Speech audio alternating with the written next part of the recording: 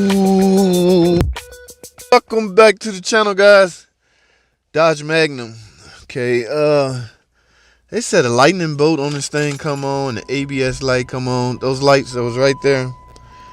Guys, we have to, and they said a high idle at times. Now, what's under the hood? I don't know what's under the hood. It could be, what is this, a Magnum 06 Magnum. This could go either way, 2735 or a Hemi. It could be either or, guys.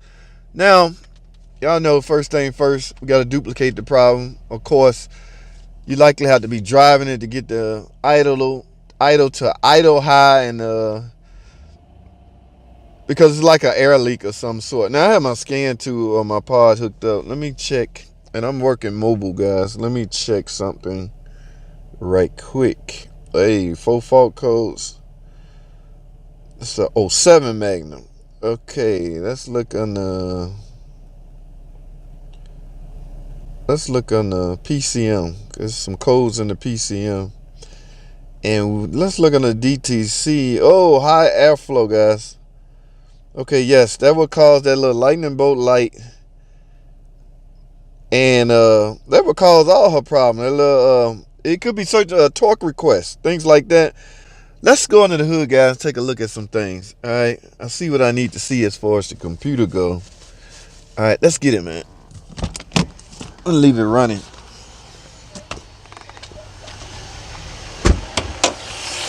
Hey, it's the 3.5, guys.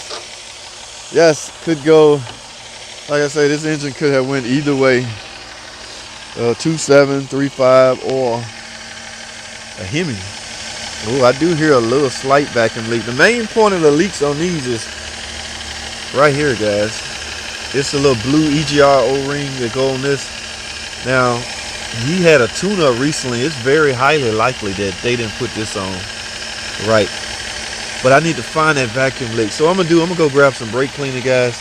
I tell you what, y'all hold tight. Let me go back. Let me go over here and grab some brake cleaner. We go. Y'all heard that? Yes. Hang tight, guys. I'll be right back. Stay tuned. Look what I got. Brake cleaner. Now what we're gonna do is spray. I really want to spray up here. Let's see something. Y'all hear that? Idle change. Whoa, right there.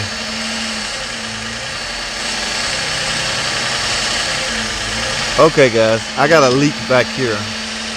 I don't want it to get too hot if I'm gonna have to take that plenum off. So I'm gonna turn the car off, guys. Well, guys, it's official. I got an air leak.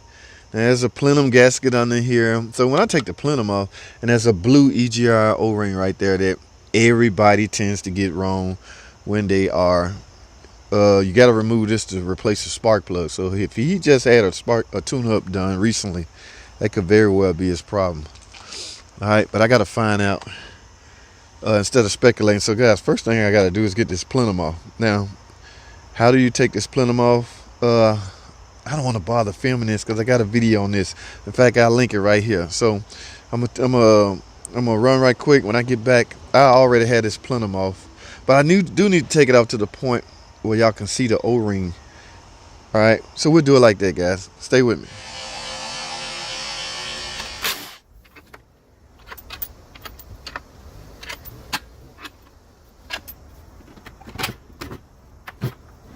All right, guys, I got the plenum partially up. Here is the seal O-ring we chasing. Okay, first of all, feel down in there, make sure there's no obstacles in there. Now this little O-ring, guys, oh, this one is, let's get this off.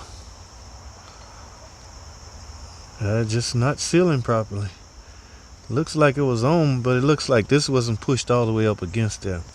So what I'm simply gonna do, guys, is simply get a new one. In fact, this one looks like it's gonna seal a whole lot better than that one. I'm gonna add a little lube around there, guys. It's all about finagling when you're installing this.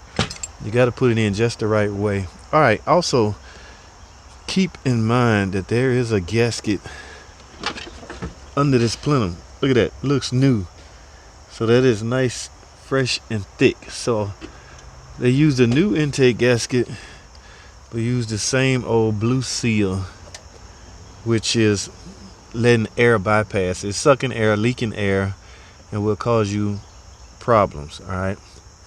So I'm gonna grab some lube and put on this, a little bit of lube, just a tad, not much. We're gonna install this O-ring and install the rest of this plenum, guys. Stay tuned. Let's get it.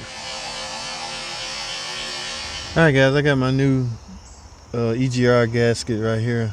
O-ring, got a little white lube on it, so we're gonna get this put on this tube so we can prep for installation, guys. Like I say, it's all about finagling this plenum on the right way. Like, I don't want to push it all the way up, because when I install it, it will slide back anyway and should seat properly. Also, guys, stick your finger in there, make sure that tube is not restricted. Carbon buildup right there usually accumulate on the end of it. All right, now I'm gonna take some of the lube on my finger and put it in the hole, so that thing should slide on perfectly. All right, guys, now it's time to install it. Like I say, it's all about finagling. All right, guys, just starting it up. Whoa, the idle dropped fairly quickly. Yes, guys, sounds so much better. Now, the last thing I'm gonna do is reset the throttle control, reset the there's not an IAC mode on here, but reset the ETC, relearn the ETC. Yeah, that leak is gone. In fact, here's my old O-ring. In fact, let's grab some brake cleaner and do the same thing we did last time. Let's see. Nothing, guys. All right, guys, we're gonna get a set of dikes, right? Take this cover out. It's two clamps are right here, 2 push pins right there. Take those off. Remove that, man. Up under that is 2 13mm bolts. It's 2 on each side. So what we need to do is simple, man. Remove these 13mm bolts. What you're trying to do is this brace. This is a brace that crosses over from one side or another to a car. You're going to create more clearance right there, removing that brace. Now, you don't have to remove it all the way. Just loosen it up, grab your pry bar, and kind of, pry it away from the plenum as much as possible. That's all you have to do, people. Do not break this intake plenum. Just pry up a little bit right there, right there, right there. And from there, there's a groove up underneath the plenum that you should be taking, that you should use to bypass the dipstick. So just pick up on it, and look at this. Look how easy this is. I'm just showing you right now the groove for the dipstick. But once you get that, just pick up and voila. That's it, people. You don't have to break that plenum, man. Thanks for watching. Comment, subscribe, and I'll see y'all on the next video.